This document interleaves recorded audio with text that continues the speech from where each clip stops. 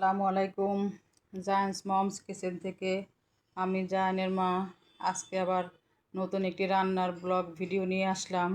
আজকে আমি রান্না করে দেখাবো মজাদার ডাল ডিমের তরকারি। আমি এখানে ডিম ভেজে রান্না করব। প্রথমে একটি ফ্রাইং প্যান আমি দিয়ে দিলাম।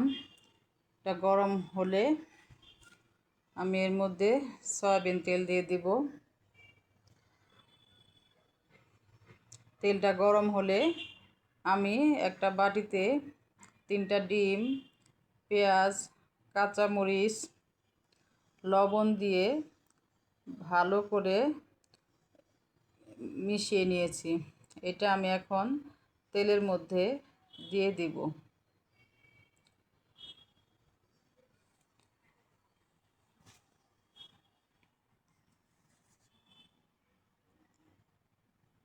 ডিমটা আমি তেলের মধ্যে দিয়ে দিলাম।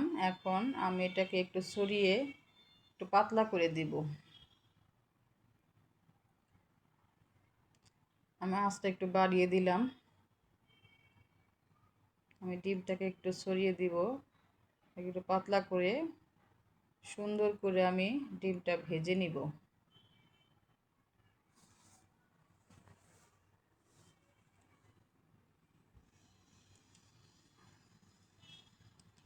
অল্প সময়ের মধ্যে ঝটপট একটা মজাদার রেসিপি হলো এই ডাল ডিমের রেসিপি।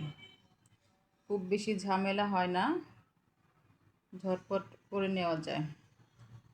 আমি ডিমটাকে এখন উল্টিয়ে দিব। আমি এখানে 3টা ডিম নিয়েছি, আপনারা আপনাদের পরিমাণ অনুযায়ী নিয়ে নেবেন। ডিমটাকে এখন আমি ছোট ছোট টুকরো করে নেব।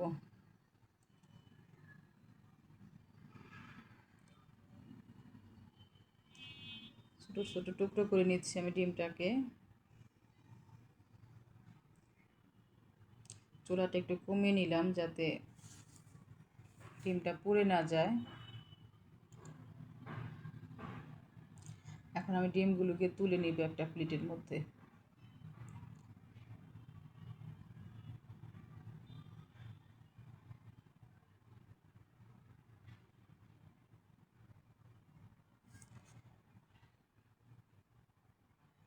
আমি সবগুলো ডিম, ভাজা ডিম আমি একটা প্লেটের মধ্যে তুলে নিলাম। এখন চুলাতে আমি একটা কড়াই বসিয়ে দিয়েছি। গরম হওয়ার পর আমি পরিমাণ মতো তেল দিয়ে দিলাম। তেলটা গরম হলে এর মধ্যে আমি পেঁয়াজ কুচি দিয়ে দিলাম।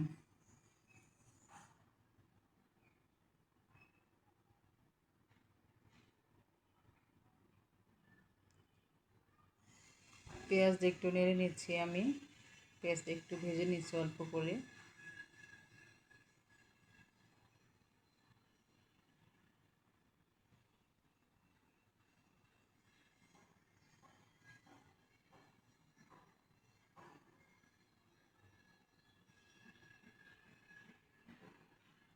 রসুন কুচি দিয়ে দিলাম, যেহেতু আমি ডাল রান্না করব।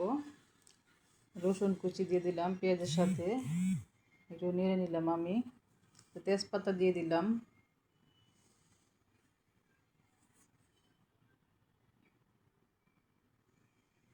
পেঁয়াজ, রসুন এবং তেজপাতাটা আমি ভালো মতো ভেজে নিচ্ছি। আদা রসুন জিরা বাটা দিয়ে দিলাম অল্প পরিমাণ।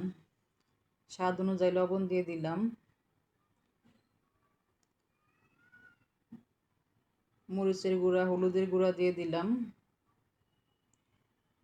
অল্প পানি দিয়ে দিলাম এবং এটা ভালো করে নেড়ে মশলাটা আমি কষিয়ে নিচ্ছি।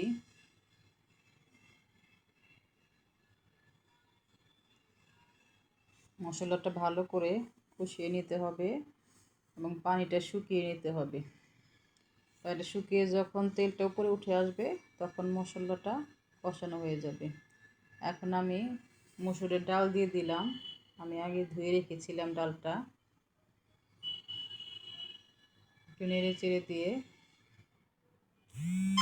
আমি আলু কেটে রাখা আলুগুলো দিয়ে দিলাম। আলুগুলো পাতলা ছোট টুকরো করে কেটে দিয়েছি।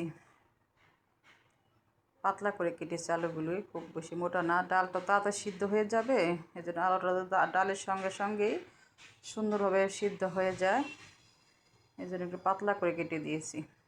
ভালো করে আমি কষিয়ে নিচ্ছি মশলার সাথে।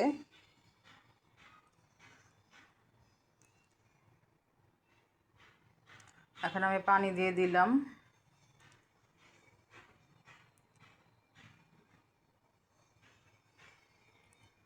এখন নেড়ে দিব।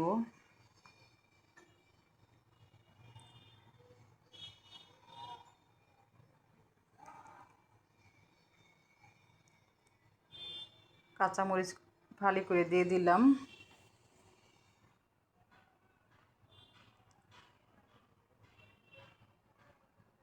ঢাকনা দিয়ে ঢেকে আমি রান্না করে নিব। ডিম ডালের এই রেসিপিটা খেতে অনেক সুস্বাদু হয়, রান্না করতে অল্প সময় লাগে, খুব বেশি সময় লাগে না, এবং ঝামেলাও কম হয়। অল্প উপকরণে মজাদার একটা রান্না। এটা ভাত, রুটি, পরোটা সব কিছুর সাথে খেতে খুব ভালো লাগে। সকালে নাস্তার সাথেও খাওয়া যায় রুটির সাথে। আমি ডিম ভাজাগুলো দিয়ে দিচ্ছি। যে ডিমগুলো আমি ভেজে রেখেছিলাম সেগুলো এখন দিয়ে দিচ্ছি।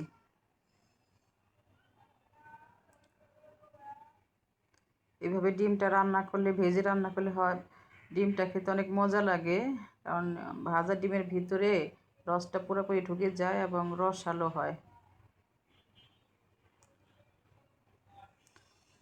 ভাজা ডিম রান্না করলে সুন্দর একটা বাসনাও হয়, খেতে ভীষণ ভালো লাগে। আমি আবার ঢাকনা দিয়ে ঢেকে আবার রান্না করে নিচ্ছি। আমার রান্নাটা প্রায় শেষের দিকে হয়ে এসেছে। এখন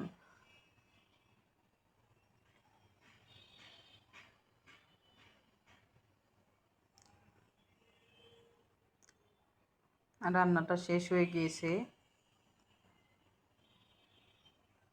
আমি একটু নেড়ে দিলাম।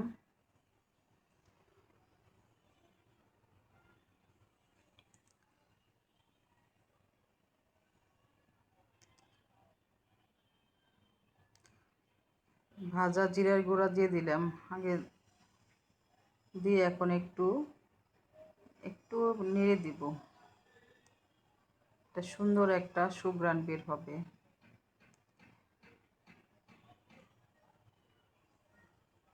আমার রান্নাটা এখন শেষ হয়ে গিয়েছে, এখন আমি ঢেলে নিব। দারুণ মজার ডিম ডালের তরকারি।